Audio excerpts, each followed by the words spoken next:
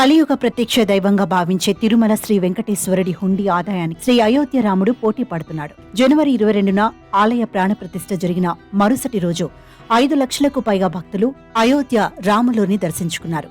రామజన్మభూమి Teerthkshetra trustee incharge Anil Mishra మాట్లాడుతూ ప్రాణప్రతిష్ఠ తర్వాత 10 విరాళాల కౌంటర్లను ప్రారంభించినట్లు చెప్పారు. మంగళవారం భక్తులు ఆలయ కౌంటర్లలో నగదు, ఆన్లైన్లో విరాళాలు సమర్పించారు. ఆ ఒక్కరోజు వచ్చిన మొత్తం నగదు 3,17,00,000గా తేలింది. తిరుమల శ్రీ వెంకటేశ్వరుడి హుండీ ఆదాయం సరాసరి రోజుకి 3 నుండి 4 కోట్లుగా ఉంటుంది. ఇలా శ్రీవారి ఆదాయానికి రాముడు పోటీ పడ్డాడన్నమాట. బుధవారం కూడా భక్తుల రద్దీ ఏమాత్రం తగ్గలేదని, 13 కిలోమీటర్ల మేర రాముల వారి దర్శనానికి భక్తులు బారులు తీరినట్టు అధికారులు తెలిపారు.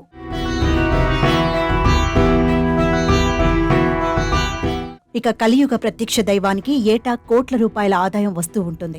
ఆ వడ్డీ కాసుల వాడికి కానుకలు, నగదు సమర్పించేందుకు భక్తులు ఎంతో ఉత్సాహంగా ఉంటారు. అయితే గత కొన్ని నెలలుగా శ్రీవారి హుండీ ఆదాయం గణనీయంగా పెరుగుతోంది. దక్షిణాది రాష్ట్రాల నుంచే కాకుండా దేశం మొత్తం నుంచి భక్తులు విచ్చేసి స్వామివారిని దర్శించుకుంటున్నారు. రోజుకు సగటున శ్రీవారి హుండీ ఆదాయం 3 కోట్లు దాటుతోంది.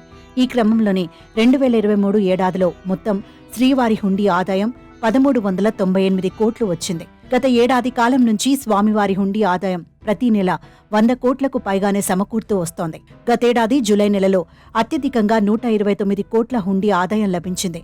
ఈ నేపథ్యంలో అయోధ్యలో కొలువు తీరిన బాలకరాముడి హుండీ ఆదాయం కూడా తిరుమల వెంకటేశ్వరుడికి పోటీ పడేలా కనిపిస్తోంది.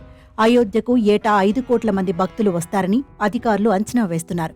ఎందుకంటే సామాన్యుల దర్శనానికి అనుమతి మొదలుపెట్టినప్పటి నుంచి రాముల వారిని దర్శించుకునేందుకు భక్తులు పెద్ద ఎత్తున పోటీ పడుతున్నారు. రద్దీ రోజురోజుకి పెరిగిపోతుందని అంచనాల నడుమ ఆలయ దర్శన వేళలు కూడా ఆలయ అధికారులు పెంచేశారు. 2 విడతల్లో రాత్రి 7 గంటల వరకు రాముల వారిని దర్శించుకునేందుకు అవకాశం కల్పించారు. రద్దీని దృష్టిలో పెట్టుకుని ఇకపై రాత్రి 10 గంటల వరకు భక్తుల దర్శనానికి అనుమతిస్తూ సమయాన్ని పొడిగించారు. జనవరి 29 వరకు హారతి కోసం ఆన్లైన్ బుకింగ్లను నిలిపేశారు.